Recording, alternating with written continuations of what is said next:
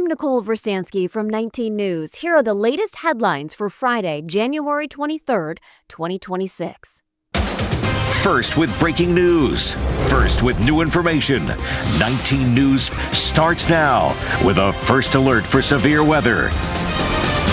We begin here at 4. The wind chills, my gosh, we are dealing with and will be through the weekend and into Monday can be dangerous. Minus 15 downtown right now. Best to limit your time outside if you can. So these are the current wind chills, and we do not expect any kind of warm up anytime soon. No, we do not. Thanks for joining us on this Friday. That's good news.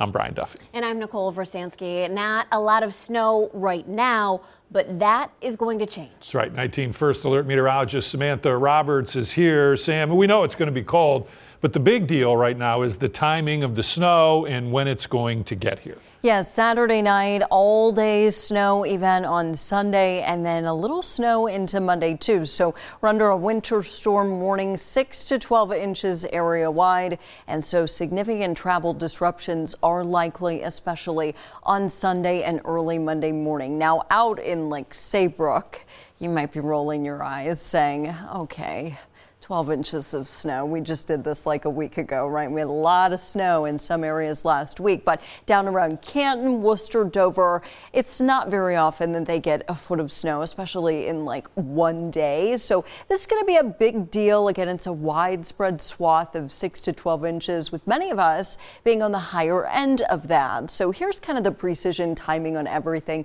Sunday morning, snow gets in here before sunrise. So I do expect some church cancellations. I don't think the roads will be too terrible initially, but it's cold, so this is going to stick to everything. So be careful if you will be out, because as the morning progresses, road conditions will go downhill. And then Sunday afternoon, the roads are going to be snow coated. Visibility will be poor, widespread moderate to heavy snow basically all day. Sunday night, periods of snow continue, hazardous travel conditions, and I do expect another, suite of closures early Monday morning regarding schools, because not only are we going to be dealing with extreme cold, but the roads are still not going to be great. We will show you our latest snow map coming up in my First Alert forecast. All right, Sam, thank you. And make sure you have the 19 First Alert weather app. Just scan the QR code on your screen for the free download. You can keep track of these extremely cold temperatures and all the snow that's coming. Plus, you can stay updated with severe weather alerts, video updates from Cleveland's most accurate weather team. Northeast Ohio, of course, bracing for this major winter storm. 6 to 10 inches of snow could fall from late Saturday night into Monday morning. Cleveland's mayor, emergency leaders, they outlined their preparedness plan this afternoon. First at 4, Brittany Weir is live for us. She's at the airport, Brittany, where travelers are already, I guess, feeling the impact, right? Yes, Brian, this incoming storm is already causing issues here at Hopkins International Airport. We're starting to see some of those delays and cancellations roll in. If you take a look at the board here behind me, you can see some of those delays. They're mainly for Chicago, New York, Detroit, and more coming in as this evening goes. But Cleveland leaders, they want you to know they will be working around the clock to tackle this storm. But like everyone's saying, if you can, please just stay home. 6 to 10 inches of snow, that's what Northeast Ohio could see from late Saturday night into Monday morning. And Cleveland is getting ready. Every level of government is prepared and has been preparing for this upcoming major winter storm. The city has 150 snowplow drivers and 110 vehicles ready to tackle more than 10,000 streets. Mayor Justin Bibb says crews will hit main roads first, but it's going to take time. We're going to plow every road in Cleveland. However, our Public Works Department needs to prioritize salt treatments on main roads, hills, dangerous intersections, and areas near hospitals. Public Works Director John Lard says once main roads are clear, crews will move to the neighborhoods. We make the residential streets passable And once we do that, it's an iteration, so we go back and forth until we get to as close as pavement as we can. A salt shortage, which can be seen in cities and towns all across Northeast Ohio, is making this storm extremely challenging to tackle. The amount of salt that we typically get is not what we expected to have. So the delivery is a little shorter than what we want, but we still have salt to work with. City leaders are urging residents to stock up now and stay off the roads once the snow starts falling. We're asking our residents to be safe, but also be extremely patient. It's going to take our crews time to plow every street across the entire city of Cleveland. And we are told that this storm isn't going to take a break until about Monday, so it is gearing up to be an extremely messy weekend. So if you do have a flight, make sure you are consistently checking for those updates, because we anticipate more of those delays and cancellations to be coming in. In Cleveland, Brittany Weir, 19 News. Well, 19 News with continuing coverage on this winter storm ahead. How to track plows in Cleveland. And then at 4:30, the law is put in place to protect pets in the cold. Plus, the 19 First Alert Weather Team will continue tracking everything, all of this storm, this path of this storm, in Cleveland's most accurate forecast. This is a 19 First Alert breaking traffic alert. Well, if this camera where 76 passes Route 21 was flipping the other way, you would see that there's still a multitude of crews that are working to clear a crash on 76 eastbound right after Akron Road there. And it looks like that's caused by a semi that went off of the road, and the box is laying against the trees in that wooded area. So I've been keeping my eye on this for more than an hour now, and those backups over by where we have 76 meaning 94 is right there. So you're going to be heavy on the brakes for at least an extra 10 to even 15 minutes at most, because we have drivers in that 3-mile range going just around 9 miles per hour. So after you pass that crash, you'll be just fine, as you can see in that live look. And if you're going to be in the Avon area, you'll also be tapping the brakes if you're heading east, but on 90 because of a crash blocking 2 lanes after 611, also known as Colorado Avenue. Speeds as slow as 7 miles per hour there, with those backups here causing at least 5 to 10 minute delays. Well, an Orrville power plant worker is dead after a shooting in the parking lot at the power plant. The shooter then turned the gun on himself. Today, we're learning more about what happened here. This has been tough in this community. It's a small community. Everyone knows everyone. Catherine Huntley joins us now with what she's learned today. Yeah, it's just such a tragic situation here in Orrville. An Orrville power plant worker shot while on the job. And now people in this tight-knit community are absolutely stunned. How many gunshots did you hear? Probably 6 or 8 at least. Workers discovering a horrifying scene in the parking lot of the Orrville power plant on Thursday around 3:15 p.m. One of the longtime workers, 46-year-old Bruce Lab from Creston, gunned down in the parking lot. He was transported to the hospital and tragically died. The shooter, who has been identified as 69-year-old Robert Simon of Worcester, then shot and killed himself. Orrville's mayor released a statement saying in part, "This is a deeply tragic situation, and our deepest sympathy goes out to our employee who lost his life. Our thoughts and prayers are with his family, loved ones, and coworkers during this incredibly difficult time." Today down the street at Mrs. J's restaurant, people were stunned by the situation. Yeah, everybody's just really shocked at the whole situation. Everybody and the community comes together and supports each other. One constant we heard, Orrville is tight-knit and will lean on each other during this difficult time. Orrville is such a small community that they rally around one another, and they're always looking out for each other. So I think that's really important right now with this sad situation. Now, the Bureau of Criminal Investigations is on this case. We still don't know the relationship between the two men or what motive there was. That's all going to be part of the investigation. The mayor has told us that counseling and support services will be available for any employee who needs it during this extremely difficult time. In Orrville, Catherine Huntley, 19 News. All right, taking a look outside, beautiful sunshine right now, and everything looks great, but it is really, really cold out there. Wind chills, we've seen some minus 15, others, like you saw there, minus 3. There's minus 15. The big deal is going to be here, the snow, and when is that coming? And Sam's going to have your complete forecast here coming up.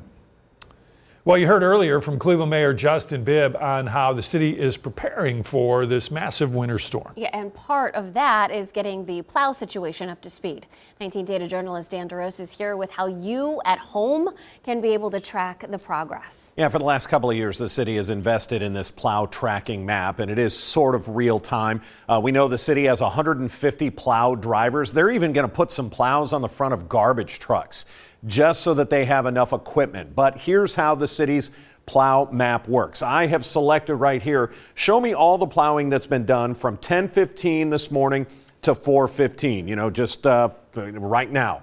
You can see a pattern here. All these dark lines, they have been sticking, and we haven't had that much snow this afternoon. So they have just made sure that in this last 5-hour stretch that it is the main thoroughfares. Here's Detroit, here's the Edgewater as it comes into downtown. Now I can go back a little bit further. How about we look at everything from 4 a.m. To 10 a.m. this morning, and that's these lighter brown lines. You can see it starts to fill in a little bit more, but still just the main roads. We can fill in now everything that was done from 10 p.m. on the 22nd until 4 in the morning this morning. Now you're looking at neighborhoods because we did have some snow from overnight. But Mayor Justin Bibb has a message about you using this map and saying, well, why isn't my street done yet? So again, we're asking our residents to be safe, but also be extremely patient. It's going to take our crews time to plow every street across the entire city of Cleveland. And I'll remind folks at home, our snowplow trucks are not Ubers. And this is going to be a big event. So if you see delays on your street, know our crews are working around the clock to plow our roads in a safe and deliberate fashion. But it will take time to plow all of our roads across the entire city. Interesting message as far as the salt goes. We've been reporting on the shortage for the city from Cargill. The state has actually stepped in. ODOT has plenty of salt, and they have been working with the city of Cleveland to get them extra salt, but they are going to stick to using that salt to the main roads and probably not in your neighborhood. Now your 19 First Alert forecast, certified most accurate since 2004. Well, we've added another 19 First Alert weather day for next Tuesday. More extreme cold on the way. Tuesday could honestly be the coldest of them all. It's still really early, so we'll keep you updated if we need to make any adjustments. But for parents and caretakers, I'm just anticipating some more closures. I know a lot of schools, not all, but some were closed today. Probably going to have additional closures Monday and maybe even some into Tuesday. Then, of course, the widespread snow on Sunday. So let's get right to the timing here. The clock is above my head, so you can follow along with me. Late Saturday night after 10, a little scattered snow coming in, very light accumulations. It's cold, so it's going to stick to everything. Temperatures in the single digits out there overnight, and then the snow becomes a lot more widespread by Sunday morning. And this is when road conditions, especially after 8 a.m., will start to go downhill. So as the morning progresses, the roads will get more and more snow coated. Now the plows will be out, but this is a system snow. It's not lake effect. They can't be everywhere all at once. And it's an all day snow. So the plows are going to pass through and then it's not going to stop snowing. So roads are just not going to be in good shape pretty much all day, even though they're going to be out there and we're really grateful for them. But with an all day snow, it's just going to keep coating the road over and over. So expect that all day, and low visibility, moderate to heavy snow coming from our southwest basically all day. And then Sunday night, a little lingering snow in spots. Anything unplowed is going to be pretty hazardous to drive on, and that's why we're talking about more potential closures and delays on Monday. Let's talk totals here. Always the number one question. How much snow am I going to see where I live? Am I going to get to use my snow blower? Yes, maybe more than once. 7 to 11 inches, pretty much area wide. Now, I do think down around Carroll County, parts of T County, we're going to get into this 11 to 15. It's been since like 2020, I think, since I saw 15 inches of snow. 4 to 7 out here towards Ottawa County. If these change, I would expect them to change and be higher. So we'll keep you updated. But right now, across most of our area, plan for 7 to 11 inches of snow. That doesn't include Monday. And then we got clippers on the way next week. So, you know, if you've heard your grandfather talk about, oh, the winters of my day, well, now we're back there, okay? -4 tonight with some clearing. Frigid cold, wind chill 15 to 20 below. -4, by the way, the air temperature tonight, so please drip your faucets. The last thing we need is a burst pipe, right? 17 on Sunday, morning snow Monday. Everybody's like, shut up, Samantha. This is the worst. I know. This has been a rough January. Next weekend, though, we get above 20. That's going to feel great after all of this. Groundhog Day coming up here in a few weeks. Back to you guys.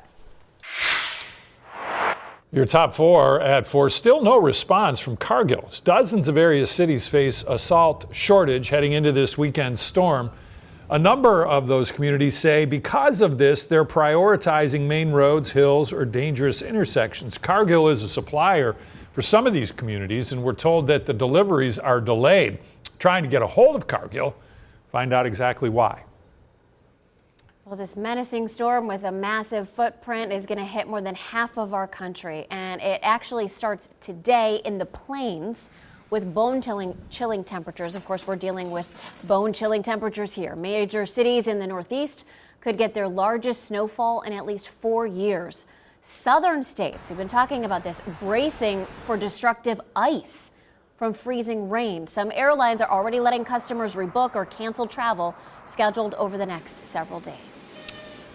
Murder-suicide investigation is underway. A worker shot and killed on the job yesterday at the Oroville Power Plant. 46-year-old Bruce Labb of Creston shot and killed. The shooter was a co-worker. It was identified as 69-year-old Robert Simon of Worcester. Police say after shooting Labb, he shot and killed himself. A former Canadian Olympic snowboarder arrested. Ryan Wedding is facing charges related to drug trafficking and killing a federal witness. FBI Director Kesh Patel said Wedding was captured in Mexico, where authorities believed he had been hiding for more than a decade. He was charged in 2024 with running a drug ring that used semis to move cocaine between Colombia, Mexico, Southern California, and Canada. Breaking at this hour, also today, the man charged in the deaths of a Columbus couple pleaded not guilty. He was in an Ohio courtroom this afternoon after being extradited from Illinois. The doctor is accused of the December 30th killings of his ex-wife, Monique Tempe, and Dr. Spencer Tempe. A judge issued no bond for Michael McKee. I'm Nicole Versansky. Thanks for listening. Be sure to subscribe for the latest headlines every weekday. And be safe as we brace for this winter storm. Download the 19 First Alert weather app for live radar, the latest forecast from our team of meteorologists. Cleveland's certified most accurate weather team.